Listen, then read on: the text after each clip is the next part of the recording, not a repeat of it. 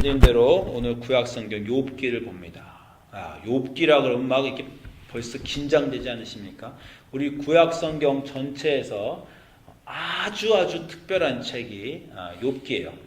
어떤 학자들은 심지어 성경의 이상한 책들 4개 뭐 이렇게 꼽는 사람도 있는데 뭐 욥기, 뭐 요나서 뭐 몇 가지 꼽는 게 있습니다. 근데 항상 들어가는 게 성경에서 좀 이상한 책, 좀 이상하다는 게 나머지 성경의 다른 부분과 좀 다른 책. 이래서 우리가 욥기를 꼽습니다. 여러분이 구약 성경을 보시면 아시겠지만 우리가 창세기, 출애굽기, 레위기, 민수기, 신명기 구약의 처음 5경을 봤어요. 모세 5경을 보고 그 다음에 여호수아부터 사사엘기, 사무엘상하 쭉 해서 에스더까지 역사서들을 봅니다. 이스라엘의 역사가 흥왕되고 망하고 나라가 멸망하고 그런 책들이 이제 에스더까지 역사가 다 끝나요. 역사가 다 끝나고 나면 이 구약 성경의 첫 번째는 법 5경이고 그 다음에 역사서고 이 세 번째 파트가 바로 성문서라고 우리가 말하는 시가서라고 말하는 건데 문학입니다. 문학 작품이 구약의 역사가 아니라 문학 작품이 들어있는데 그 문학 작품이 욥기부터 시작합니다. 욥기, 시편, 잠언, 전도, 아가서 이렇게 5권의 책을 우리가 성문서, 히브리어는 케투빔 이렇게 부르는 특별한 장르로 부르고 거기에 여러분이 잘 아시는 시편도 있고 뭐 잠언, 전도서도 있는데 그 책의 가장 처음이 욥기예요. 그 욥기고 그래서 한 가지 아실 것은 예를 들어서 아브라함 이야기나 다윗 이야기는 역사적인 사실입니다. 역사를 기록한 것이요. 욥은 역사적인 인물은 아닙니다. 역사서에 들어가 있지 않아요. 그러니까 소설 속의 인물, 문학책의 인물이에요. 그러니까 어떤 사실을 기록했다기보단 이 인물의 삶을 얘기함으로 어떤 메시지를 우리가 그 안에서 얻고자 하는 문학 작품이라는 것이에요. 그래서 욥기라는 책이 성문서에 가장 처음에 있는데 굉장히 심오한 철학적인 책입니다. 19세기에 영국과 미국의 낭만주의 시가 아주 유행했는데 우리가 뭐 윌리엄 워즈워드 뭐 이런 사람도 알지만 전 특별히 그때 낭만주의 시를 보면서 윌리엄 블레이크라는 시인을 참 좋아했어요.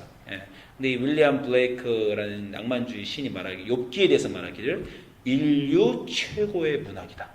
인류가 만들어낸 문학 중에 이거보다 더 뛰어난 문학 작품은 없다. 인류 최고의 문학이다. 이렇게 극찬을 아끼지 않은 그런 책이에요. 여러분이 내용을 다 아시겠지만 1장에서 욥이라는 의인이 등장합니다. 고대에 욥이라는 의인이 등장하는데 이제 천상회의가 열려요. 하나님과 천사들이 다 모인 자리에서 하나님이 천사들과 사탄도 천사들 속에 끼어 있는데 내 종 욥처럼 의인을 너희가 봤느냐 이렇게 말하니까 사탄이 하나님께 욥이 괜히 의인이겠습니까?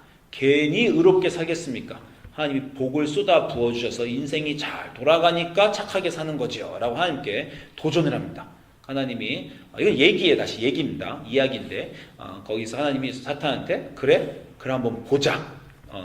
축복이 없어도 인생이 고난으로 가득 차도 이 욥이 여전히 의롭게 사는가 의로운 하나님 앞에 사람인가 보자. 그 사탄 보고 그럼 네 마음대로 축복을 다 뺏어봐라. 이렇게 얘기하는 바람에 사탄이 그 많은 재산들을 다 하루아침에 날려버리고 그 모든 자녀들이 하루아침에 죽임을 당하고 또 본인은 심각한 피부병에 머리부터 발끝까지 너무 간지러워서 이 피부병 때문에 이 기왓자락으로 피부병을 긁었다. 피부를 긁고 있었다. 이런 얘기입니다. 여러분 그 순간 가보셨어요? 저는 몸에 알러지가 있어요. 피부병 알러지가 있습니다. 잘못된 음식을 먹으면요 온몸에 이렇게 빨간 그 발진이 생겨요. 저는 기왓자락으로 몸을 긁어봤습니다. 너무 간지러우면요 손톱으로도 긁을 수 없고요 살갗이 다 벗겨져도 너무 간지러우니까 돌에 문대서 긁게 됩니다. 저는 한번 굉장히 알러지가 심할 때 피부병이 심할 때 그렇게 해봤는데 욥이 지금 그 순간에 간 거예요. 너무 간지러워서 온몸이 돌로 긁고 있었다라는 거예요. 그랬더니 욥의 친구들이 찾아왔어요. 3명의 친구가 찾아와서 욥을 이제 처음에 위로해 주는데 욥이 이제 말을 시작하는데 좀 말이 애매해요. 하나님을 저주하진 않지만 불평조가 섞인 자기 인생의 저주를 하기 시작합니다. 그랬더니 이제 욥의 친구들이 욥한테 말을 하는 거예요. 너 그렇게 불평하면 안 된다. 너 그렇게 인생을 저주하면 안 된다. 욥의 친구들의 말은 나머지 구약 성경에 있는 철학을 거기에 담고 있습니다. 뭐냐면요, 권선징악이에요. 사람이 죄를 범하면 하나님이 벌을 주시고 사람이 잘하면 복을 주시는데 이제 네가 복을 받다가 벌을 받는 것은 네가 잘못했기 때문이다. 권선징악이다. 하나님이 이 세상을 다스리시는데 의로우신 하나님이 의인에게는 복을 주시고 악인에게는 벌을 주시는데 네가 지금 벌을 당하고 있으니, 고난을 당하고 있으니 지금 이 시간 회개를 해야 될 순간이지 불평을 해야 될 순간이 아니다. 이렇게 이 친구들이 말하는 내용은 이 구약성경 전체가 갖고 있는 하나의 철학입니다. 그런 신명기에 들어있는 철학이라고도 하는데 그걸 말하는 거예요. 근데 욥은 나는 좀 회개하지 않겠다라고 말하는 거예요. 한 가지 중요하게 여러분이 아실 것은 욥도 자기가 하나님 앞에 의롭다라고 말하는 것은 아닙니다. 욥도 여러 군데서 자기는 하나님의 의로움에 미칠 바가 못 된다라는 것은 알고 있어요. 근데 욥의 중요한 포인트는 뭐냐면 그러나 내가 다른 사람보다 의롭게 산 것은 확실하다. 그렇게 의롭게 살았어요. 그런데 다른 더 의롭게 산 사람들은 나처럼 벌을 받지 않고 있는데 의롭게 살았음에도 불구하고 하나님 앞에서 의롭지 못하다 하더라도 다른 사람들 앞에서 다른 사람들보다 의로운 내가 어찌 이런 다른 사람들이 나보다 악한 사람들이 벌 받지 않는 그 심한 벌을 나는 받고 있는가. 이게 욥의 불평입니다. 그렇게 불평하면서도 여전히 자기가 하나님 앞에서 의롭지 않다는 것은 알기 때문에 또 당당하게 하나님 앞에 불평할 수는 또 없어요. 이 애매한 마음이 욥의 마음이에요. 내가 하나님 앞에서 의롭지 않다는 것은 안다. 하나님이 나를 벌 주시면 내가 벌을 받아야 될 것도 안다.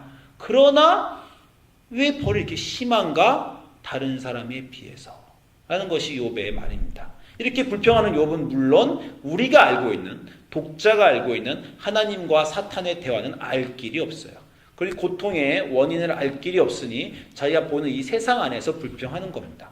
그래서 이 책이 많은 것을 얘기해 주는데 어떤 사람들이 제일 흔히 말하는 주제는 고통의 신비에 대해서 말하고 있다. 인간이 흔히 고통의 이유에 대해서 말하지만 이 책은 고통의 이유는 우리가 알 수 없는 더 깊은 천상회의 또는 그것도 아닌 어떤 우리가 알 수 없는 어떤 것일 수 있다. 그러니 남의 고통을 마치 우리가 이유를 아는 것처럼 이렇게 판단하지 마라. 이런 중요한 메시지도 담고 있고 또 여러 가지 고통의 이유에 대한 내용도 담고 있고 또 구약성경 전체가 한 가지 크게 씨름하고 있는 문제, 의인의 고통. 이거는 욥만 다루고 있는 것이 아니라 하박국도 다루고 있고 여러 가지 학계도 다루고 있고 여러 가지 선지자들도 고통하고 있는 아모스도 얘기하고 있고 왜 의인이 고통받는가. 그 의인이 설사 하나님 앞에서 완전하지 않더라도 저기 있는 악인보다 괜찮은데 왜 저기 악인은 떵떵거리고 잘 사는데 의인이 이렇게 고통받는가. 이게 구약성경 안에 있는 많은 질문입니다.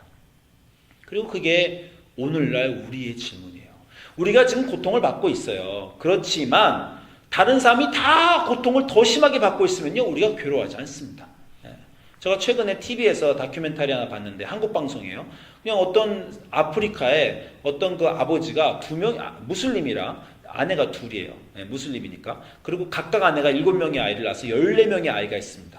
이 14명의 아이를 먹여 살려야 되는 아버지는 일용 노동자예요. 근데 아주 그 바닷물의 염도가 10배가 되는 호수에 들어가서 하루 종일 소금을 캐는 게 이 사람의 일입니다. 바닷물의 염도보다 10배가 되는 염도에서 소금을 캐면 피부가 다 갈라지고 상하고 그게 자기의 매일매일 독국물에 매일매일 들어가는 거예요. 그러다가 한쪽 눈 실명되고 그리고 아무리 해도 중간상이 다 떼어먹어서 이 사람은 노예 같은 사람이라 도대체 돈이 모이지가 않아요. 꿈은 돈 모아서 고향 돌아가는 것인데 돈을 생기는 족족 자녀들이 생기는 가정일에 다 써버려야 됩니다. 아내도 소금을 맨날 무겁게 지고 나르면서 거기 이렇게 나와. 이 사람이 그렇게 열심히 하면 하루에 14불을 법니다. 아내는 그 큰 소금통을 보면 50센트를 벌어요. 그러면서 아내가 나는 이 일을 정말 하기 싫어. 이런 얘기를 합니다. 제가 우리 7살짜리, 8살짜리 우리 아들하고 봤어요. 근데 우리 아들이 내가 아들한테 저 사람 우리 아들이 이제 놀랐어요. 그 사람 일하는 거 보고. 내가 저 사람 되게 인생 힘들겠지. 그랬더니 우리 아들 이제 7, 8살이가 고개 끄덕끄덕거려요. 너 저 사람 얼마 버는지 아냐? 하루에 14불 번다. 우리 아들 놀라운 얼굴을 제가 처음 봤어요. 애가 눈이 동그래졌어요. 왜냐하면 지 포켓몬 카드는 19불이거든. 지 포켓몬 카드 장난감 19불 그냥 사는데 저 사람이 저렇게 노동하는데 14불이라는 말에 애가 조금 놀란 것 같아요. 제가 아들한테 이제 좋은 교육의 기회다 생각해서 이렇게 지구 반대쪽에서 이렇게 산다 이렇게 얘기를 했습니다. 우리의 인생이 아무리 힘들어도 그런 사람들 생각하면 불평할 게 아니구나라고 우리가 알게 됩니다. 미국에서 정말 코스코하고 트레이더조하고 뭐 먹을 거 마음대로 먹으면서 우리 인생에 스트레스 받지만 어디 그런 사람의 인생에 돼야겠어요. 그렇게 하면 우리가 더 이상 불평하지 않아요.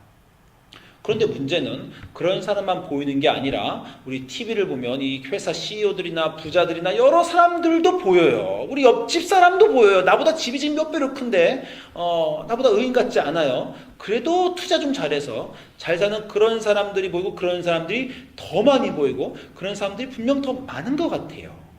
이 나라에 살면. 그죠? 그게 우리 인생의 문제입니다. 고통을 겪고 있는데 고통 자체의 문제가 아니라 비교되는 고통. 그리고 나는 이렇게 꼭 살아야 되나라는 고통. 그래서 고통을 내가 왜 이렇게 고통을 받는가라고 그냥 불평하는 것이 아니라 나도 불평하면서 좀 찔려요. 찔리기는. 아유, 저 사람들 보면 저렇게 사는 사람들 보면 내가 불평할 건 아니지. 그러나 그렇다고 해서 또 불평이 안 나오지 않습니다. 괴로운 건 현실이에요. 현실입니다. 괴롭죠. 여러분 지금 다 괴롭죠. 괴로움의 양이 다 다른데 그 양이 객관적일 수가 없어요. 어떤 사람은 정말 그 노예 같은 괴로움이 있고 나는 웬만큼 잘 살아도 괴로움이 있는데 그 심적의 괴로움의 양이 잴 수가 없습니다. 내 괴로움은 내 괴로움이고 아무도 모릅니다. 그렇죠? 욥이 그래서 부르짖는 거예요. 저는 이 욥의 많은 부르짖음 중에 오늘 구절을 제가 특별히 개인적으로 좋아하는 구절입니다. 읽을 때 마음에 팍팍 와서 꽂혀요. 이렇게 말하죠. 내가 내 입을 금하지 않겠다. 내 영혼의 아픔 때문에. 그러니까 내가 의로워서 불평하는 건 아니란 건 나도 안다는 거야. 하나님 앞에서. 근데 어쨌건 내 영혼이 지금 너무 괴로워. 내 영혼이 괴로워서 마음에 있는 걸 안 말할 수가 없다는 거예요. 내 영혼의 괴로움 때문에 내가 불평을 안 할 수가 없습니다. 제가 제일 좋아하는 구절이 7장 12절이에요. 내가 바다입니까? 내가 바다 괴물입니까? 주께서 어찌하여 나를 지키시나이까? 이렇게 하나님한테 불평해 보신 적 있어요? 제 비슷한 말로 제 언어는 이렇게 나옵니다. 저한테 왜 그러세요? 내가 무슨 돌덩이입니까? 내 마음이 강철처럼 단단합니까? 나한테 왜 그러세요? 이런 고통을 내가 어떻게 감당할 수 있습니까? 왜 계속 저한테 이런 힘든 일을 주십니까? 어떻게 욥이 그 순간에 간가? 내가 바다예요? 어디 풍랑처럼 흔들려 볼까요? 폭풍처럼 내가 그걸 감당할 수 있습니까? 나는 바다도 아니고 그냥 일개 사람입니다. 내가 바다 괴물처럼 거대하고 높아서 하나님의 번개와 바람과 풍랑을 견뎌낼 수 있는 그런 존재가 아니고 그냥 인간인데 연약한 마음을 가진 인간인데 근데 저한테 왜 그러세요? 하나님? 왜 이런 감당 못할 고난을 줘서 밤낮으로 내가 시들리게 하십니까? 17장 13절에 혹시 내가 말하기를 내 잠자리가 나를 위로하고 인생에서 잠깐 쉬는 순간이 오고 내 침상에서 잠깐 쉴려나 보다 했더니 주께서 꿈으로 나를 놀라게 하시고 환상으로 나를 두렵게 하시는데 그냥 좀 편하게 자려고 누웠더니 걱정이 엄습하고 내일 도대체 이 일을 어떻게 해결할까 걱정이 확 몰려온 바람에 잠도 제대로 잘 안 옵니다. 내 마음이 뼈를 깎는 고통을 겪으니 차라리 숨이 막히는 것과 죽는 것을 택하겠습니다. 이제 그 순간에 가는 거야.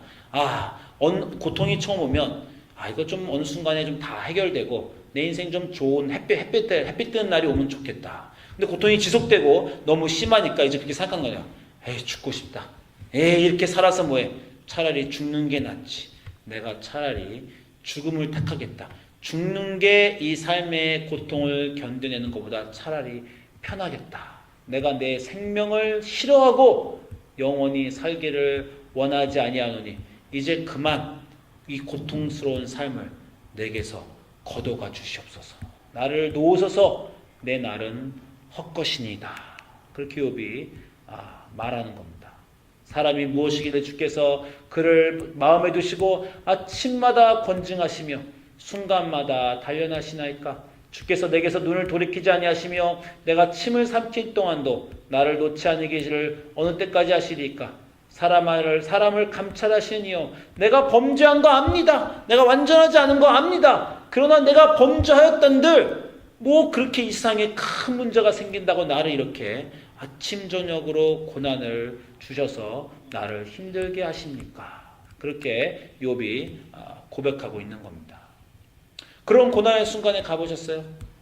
잘 되기를 바라지 않고 그냥 끝났으면 좋겠다. 그냥 더 견디기 싫다. 밤에 잠도 안 오고 그냥 그 고통이 견디기 힘든 순간이 욥에게 왔습니다. 고통의 문제는 이 기독교에게 특별히 너무 중요한 문제예요. 모든 인간에게 곧 중요한 문제지만 기독교인들에게 고통의 문제는 너무 중요합니다. 왜 그러냐면요. 고통을 해결하기 위해서 종교가 나왔다고 해도 그 과언이 아니라고 할 수 있는데 다른 종교들은 나름대로 고통의 해결의 문제를 찾았어요. 어떤 종교는 칼마를 얘기합니다. 칼마가 뭐예요? 인과응보잖아요. 너가 겪은 대로 네가 한 대로 네가 받는 것이다. 근데 아까 말한 대로 내가 잘 살았는데도 벌을 받는 걸 보고 당황스러워하니까 어떤 종교가 어떻게 말해요? 그건 전생의 죄야.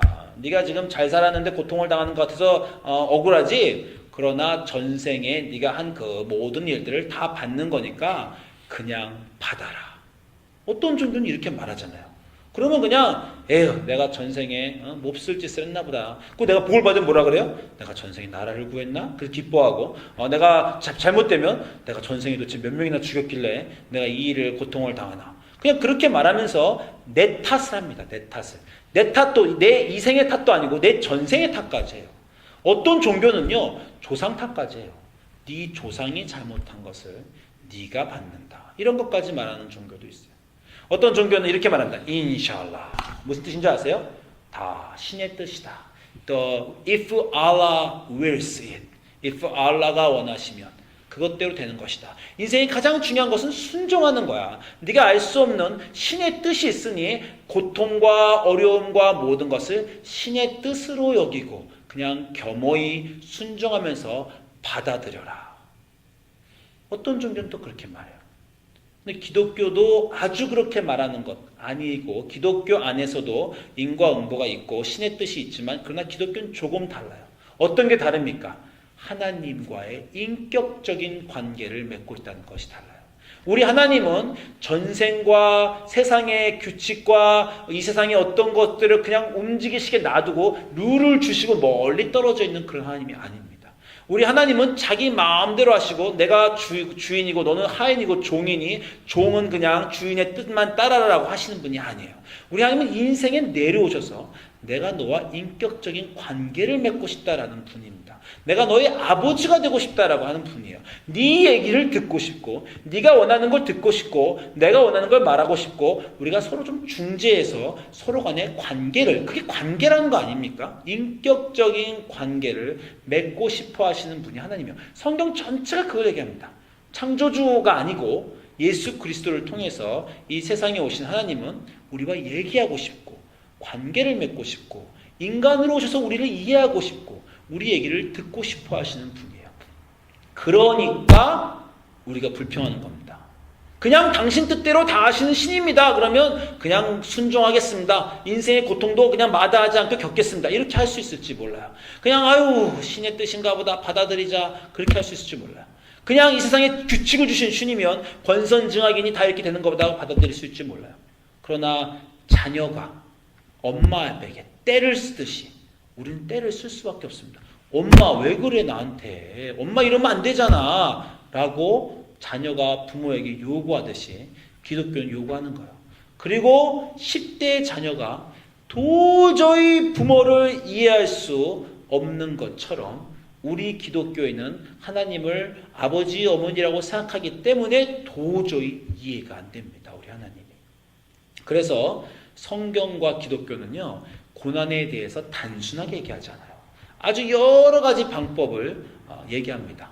아까 말씀드린 대로 늘 권선징악이 우리 성경 안에서도 인과응보가 참 커다란 룰 중에 하나예요. 그러나 그게 다가 아니죠. 또 다른 고통의 이유를 말하는 경우가 있습니다. 어떤 경우는 사탄이 주었다. 하나님의 뜻과 다르게 악이 이 고통을 준다. 이렇게 생각하는 경우도 있어요. 또 어떤 경우는 대속이다. 우리는 잘못하지 않았지만 다른 사람의 죄를 우리가 떠맡아주고 있는 것이다. 이렇게 또 얘기하는 경우도 있어요. 또 어떤 경우는 통과 의례다. 시험 자격증이다. 고통을 잘 통과해서 축복을 받는 자격을 얻는 것이다. 또 이렇게 얘기하는 경우도 있어요. 또 어떤 경우는 연단이다. 훈련이다. 이 고통을 통해서 하나님이 너를 더 위대하게 만드신다. 한두 가지가 아닙니다. 제가 신학교에서 박사생 수업을 구약 신학을 가르친 적이 있어요. 고통의 문제만 가지고 월요일부터 금요일까지 아침부터 저녁까지 일주일 인텐시브 코스를 제가 가르쳤습니다. 교회에서 말하는, 기독교에서 말하는 고통이란 어떠한 게 있으며 각각의 고통을 말하는 성경 구조는 어떠한 것이 있고 어떻게 교회에서 대하고 있나, 성경은 어떻게 말하고 있나, 깊고 깊은 문제예요. 그리고 그 문제의 핵심에 욥기가 있습니다. 도대체 이해할 수 없는 이 고통의 문제를 어떻게 하나님이 하실 것인가. 그래서 욥은 불평하는 거예요. 막 고통 속에 소리를 지르면서 하나님을 저주하진 않지만 정말 갈 때까지 간 거 아닙니까? 자식이 부모한테 이 정도 말했으면요, 갈 때까지 간 거예요. 엄마 아빠 날 좀 내버려 두란 말이야. 내가 무슨 천재야? 내가 무슨 엄마 아빠의 종이야? 왜 이렇게 나보고 사사건건 나보고 이렇게 하라는 거야? 나 좀 내버려 둬라고 지금 자녀가 막 비명을 지르는 그런 순간을 욥이 지금 하나님 앞에 겪고 있는 겁니다. 너무 좋지 않아요? 내가 바다입니까? 내가 바다 괴물입니까? 나한테 왜 그러세요? 우리는 이렇게 말하는 성경을 갖고 있어요. 참 성경의 그 풍부함이 거기서 나타납니다. 저는 고통에 대해서 말할 때 로마서 5장 3장부터 4절을 참 좋아해요. 고통이 아까 말한 제가 여러 가지 이유 중에 제가 개인적으로 어떤 인간에게 맞는 답이 있는 것도 아니고 어떤 한 사람이 하나의 이유만 갖고 있는 것도 아니고 인생의 여러 가지 경우에 여러 가지 고통의 이유를 드러나고 어떤 경우 그 여러 가지 고통의 이유가 한 고통의 이유도 아니고 여러 가지 짬뽕에서 일어날 수도 있는데 어쨌건 이 한 가지 고통 중에 로마서 5장 3장 이렇게 말합니다. 우리가 환난, 고통 중에서도 즐거워하나니 이는 환난은 인내를, 인내는 연단을, 연단은 소망을 이루는 줄 압니다. 라는 그런 구절이에요. 네. 여기 한 가지 제가 이제 번역을 좀 지적할 것이 있는데, 환난은 연단하고 인내하고 별 차이가 없죠. 인내도, 영어로는요, 환난은 patience를 만들고, 인내는, 연단을 만든다. 이렇게 영어로는 말하는데, patience인데. 근데, 번역을 보면요, 이 연단이라는 단어가 영어는요, 캐릭터라는 단어가 나옵니다.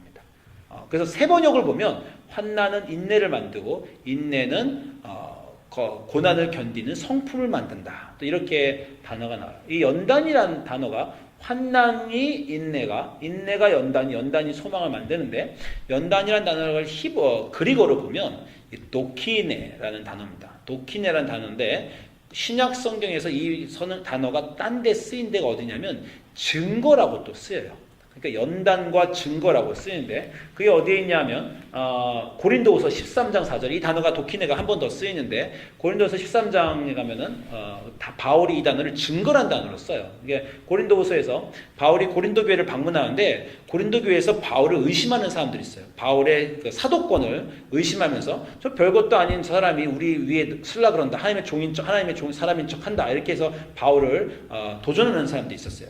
그 사람들한테 바울이 고린도 13장에서 이렇게 말합니다.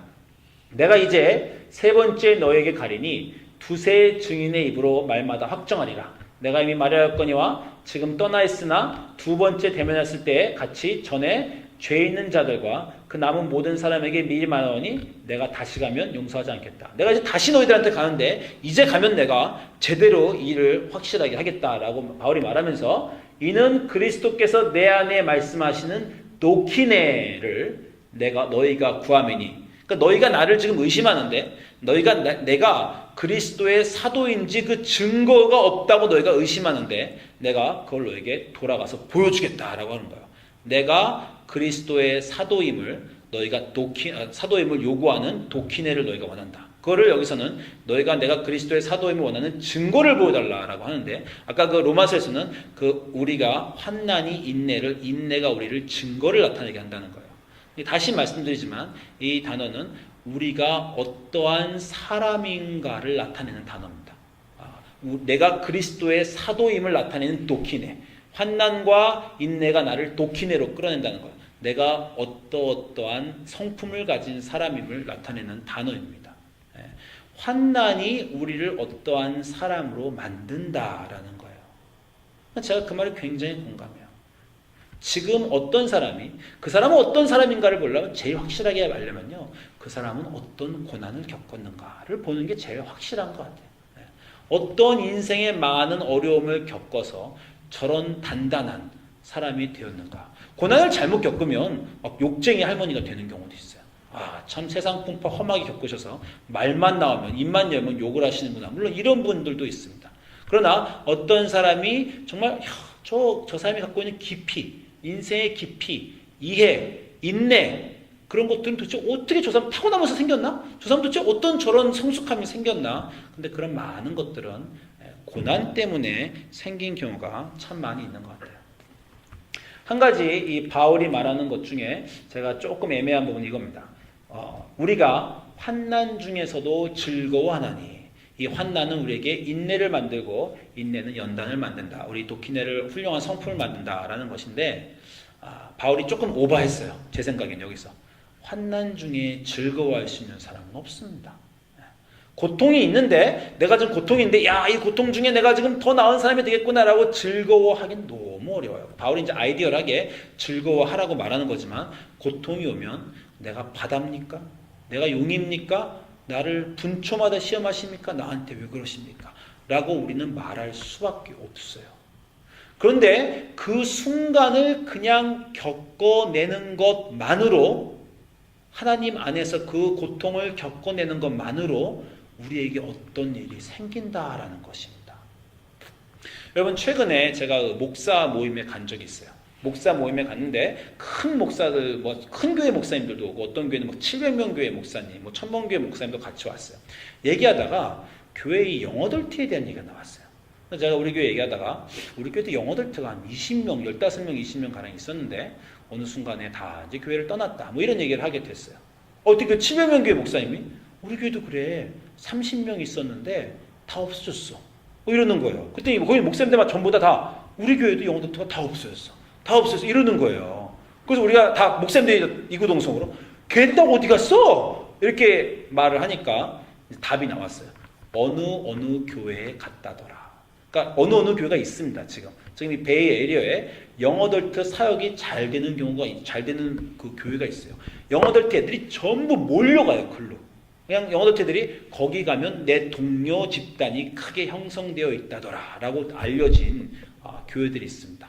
그래서 목사님들이 다 약간 좀 불평을 하면서 왜 그 교회로 영어덜트가 다 갔을까 이렇게 얘기하다가 그런 얘기를 했어요. 영어덜트니까 갔지.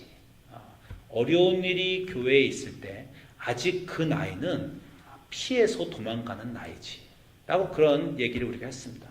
제가 좀 맥센스한 게 저희 교회에서도 처음에 영어덜트가 꽤 있다가 저희가 이제 라티노 사역을 시작하고 교회에서 여러 가지 봉사를 해야 될 일이 있으니까 여러 가지 다른 이유도 있겠지만 영어덜트 중에 사라진 사람들이 꽤 있어요. 그러니까 너무 힘든 교회 사역이 힘들 때 좀 덜 힘든 자기 나이 또래가 많은 그룹으로 간 경우가 좀 있습니다.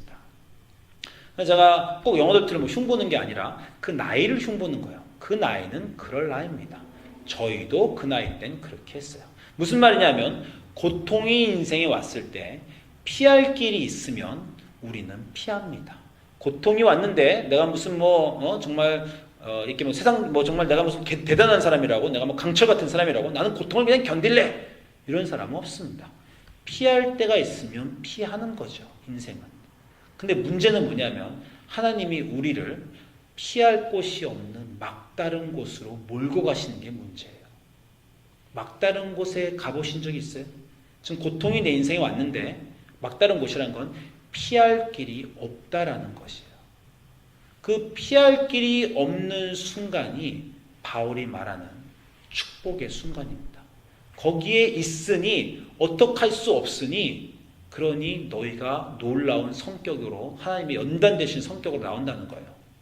전 지금도 좀 자랑하고 싶은 자부심이 하나 있는데 제 근처의 모든 사람보다 제가 체력이 좋습니다. 라고 저는 이렇게 말해요. 제가 20대 애들하고 비교하면 안 되지만 40대 후반의 내 나이 또래 어떤 사람보다 내가 지금도 어디 축구를 하러 가건 어디 가건 기교는 떨어질지라도 힘, 체력 나를 따라올 사람이 없다. 이런 자부심이 있어요. 제가 어떤 특별한 사람이라 열심히 해서 그런 게 아니고요. 어떻게 제 인생에 하다 보니 특별한 훈련소에 들어간 적이 있어요. 해군 훈련소에서 장교 훈련소 6개월 동안은 정말 미치게 육체 단련을 받은 적이 있습니다. 그래서 웬만큼 이 짐 다니면서 체육관 다니면서 운동하는 사람들이 보면 제가 좀 그렇게 해봤자 내가 겪은 거를 내가 겪을 수가 없다 라는 생각이 있어요. 그리고 제가 훌륭해서 거기서 내 몸을 강하게 만들어야지 하고 죽자고 거기서 제가 견딘 게 아니라 도망 못 가서 있었던 거예요. 도망 못 가서 어떻게 하다 보니 겉자리에 떨어졌는데 그 6개월 동안 정말 도망가고 싶었어요. 저희 친구들 중에 담을 넘어서 타령하는 사람들도 있었습니다. 도망을 못 가서 있다 보니 몸이 무진장 단단해지고 그 이후로 배를 타면서 또 그런 일이 있고 그렇게 좀 된 것이에요. 우리 삶에 어려움이 있는데 도망갈 곳이 없습니다. 그것이 우리를 만든다는 거예요. 우리 최근에 어떤 일이 교회에 있었는데 우리 이제 라티노 사역하니까 힘든 일이 있잖아요. 제가 한국 목사님들하고 만나거나 미국 목사님들 만나면 교회 얘기하면 제가 좀 자랑하듯이 얘기하는 게 자랑이란 건 우리 교회가 막 성장한다 이런 자랑은 우스운 거예요. 그런 건 아무도 안 합니다. 내가 어떠한 일을 우리 교회에서 겪었다 그러면은 야, 그 교회의 사역이 그렇게 힘들구나라고 이제 그런 게 이제 목사님들은 자랑인데 최근에 어떤 일이 한 가지 있었냐면 우리 교인 중에 하나가 연락을 와서 목사님 돈이 필요합니다. 이제 라티노 교인이에요. 할 수 없이 제가 얘기하겠습니다. 라티노 교인이 이제 싱글맘인데 돈이 좀 필요하니 이러이러한 일 돈을 좀 도와주십시오라고 하는 거예요. 근데 문제는 그분이 여러 번 얘기했어요. 여러 번 얘기해서 처음에 도와달라고 할 땐 교회 임원들이 모여서 우리 교인 중에 힘든 분이 있으니 좀 도와드리자. 두 번째도 도와드렸어요. 한 세네 번째 되니까 우리 교인들 리더들 중에서 이런 불평이 나옵니다. 교회가 ATM이야? 교회가 돈 달라고 하면 교회가 돈 주는 것이야? 우리가 이렇게 매번 줄 수는 없지. 또 우리가 딴 생각하기는 또 다른 더 힘든 분도 있는데 한 명만 계속 도와주는 거는 형평성도 맞지 않지. 이렇게 자꾸 달랄 때마다 도와주면 버릇될 수도 있어. 이런 단어가 나왔어요. 저도 공감합니다. 그죠? 그런 일이 있었어요. 근데 또 다른 일 어떤 일이 있었냐면 여러분 다 아시겠지만 제가 하나님 앞에 어떤 서약한 것들 중에 게임을 안 하겠습니다. 영화를 안 보겠습니다. 만화책을 안 읽겠습니다. 인생을 낭비하지 않겠습니다. 제가 이렇게 서약한 것들이 있는데 그런 서약 중에 제가 돈을 걸고 서약한 것이 있어요. 그러면 좀 지켜지더라고요. 자, 컴퓨터 게임을 하면 100불을 제가 길티 어퍼링으로 속죄 제물로 드리겠습니다. 이렇게 해가지고 오히려 좀 제가 중독되지 않게 그런 적이 있는데 최근에 제가 스트레스를 너무 받았어요. 스트레스 너무 받아가지고 안 해야 되는 게임을 100불짜리 그 벌금이 걸린 게임을 2번을 했습니다. 그리고 이제 또 만화책을 제가 읽었는데 그것도 50불짜리 벌금이 걸린 거를 2번 했어요. 그래서 이제 300불을 토해낼 일이 생겼습니다. 근데 300불이 큰 돈이잖아요. 그러니까 제가 속으로 이제부터 안 하면 되지. 꼭 그걸 옛날에도 많이 드렸어요. 한 700불 드린 것 같아요. 지금까지. 근데 이제 제가 이번 300불은 좀 크다. 안 드려야 되겠다. 자, 이런 생각을 하고 있었는데 그 연락이 왔어요. 목사님 돈이 필요합니다. 근데 얼마가? 200불이? 500불이? 300불이 필요합니다. 라고 딱 왔어요. 자, 그분이 200불이 필요하다 그러면 안 주려고 그랬어요. 500불이 필요하다 그래도 안 주려고 그랬어요. 근데 내가 300불을 벌금으로 하나님한테 내려고 그러는 순간에 낼까 말까 고민하는 순간에 300불이 필요하다고 딱 왔어요. 빼도 박도 못 하겠더라고요. 하나님이 주라 그러시는 여러 가지 안 줄 이유가 있었습니다. 몇 번 도와줬고 습관되고 형평성되고 안 줄 이유가 있었는데 그냥 주라 그러시나 보다. 그래서 제가 줬어요. 주고 나니까 마음이 너무 좋은 거예요. 어떻게 좋았냐면 몇 가지로 좋았는데 내가 내야 될 벌금을 안 내고 미적무적 걸었더니 빨리 내라고 촉구하셔서 벌금 빨리 받아 가셨구나. 벌금 내니까 시원합니다. 그죠? 그리고 내가 또 누구 도왔구나. 평소에 도울 일 별로 없잖아요. 그래서 좋았습니다. 그리고 또 성경에서 항상 과부하고 싱글 엄마는 도와주라고 하는데 그래서 또 도와서 좋았어요. 이분을 도와줬는데 성경 구절이 제 마음속에 딱 나타나는 거예요. 어떤 구절이 나타나면 이사야서 58장이 제 마음속에 떠올랐습니다. 이런 구절이에요. 이사야서 58장 6절에 내가 기뻐하는 금식은 흉악의 결박을 풀어주며 멍에의 줄을 끌어주며 압제당하는 자를 자유하게 하며 모든 명예를 꺾는 것이 아니겠느냐. 또 줄인 자에게 내 양식을 나누어 주며 유리하는 빈민을 집에 들이며 헐벗은 자를 보면 입히며 또 내 고륙을 피하여 스스로 숨지 아니하는 것이 아니겠느냐.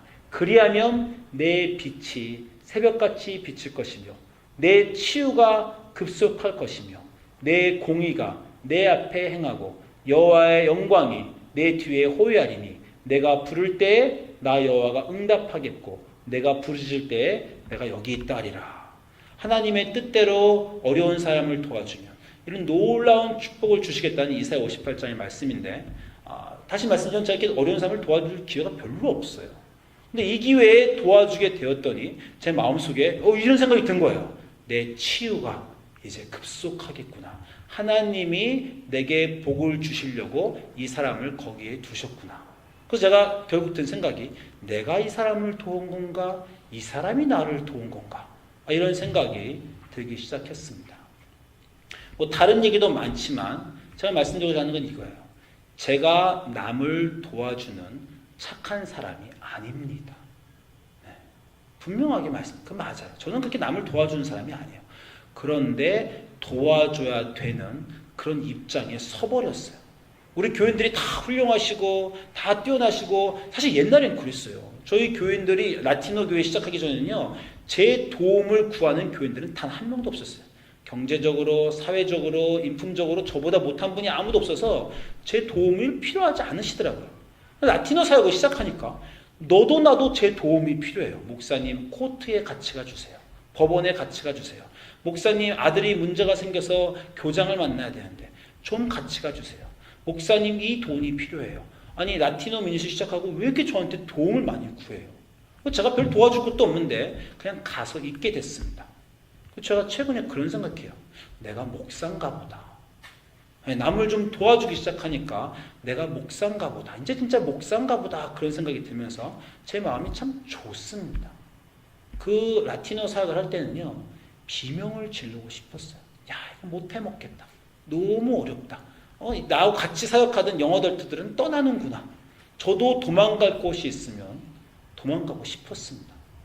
도망갈 곳이 없더라고요. 도망갈 곳이 없어서 거기에 그냥 있었더니 어떠한 놀라운 일이 거기에서 벌어진다는 거예요. 고난이 우리에게 오는데 즐거워할 수 없습니다. 우리는 비명을 지를 수밖에 없어요. 놀라운 거는 그 고난을 그냥 버티기만 하고 있어도, 막 의롭게 막 고난 중에 막 하나님을 찬양하고 막 감사하고 이러지 않더라도, 그냥 비명을 지르더라도, 나 이거 못해 먹겠습니다. 하나님 제발 그만하게 해주세요. 라고 비명을 지르면서도 그냥 그 시간을 하나님과 함께 버텨내기만 하면 하나님은 우리를 어떠한 사람으로 만들어 주신다는 거예요. 어떠한 도키네를 우리에게 주신다는 겁니다. 기독교가 말하는 놀라운 고난의 신비가 거기에 있습니다. 기도하겠습니다.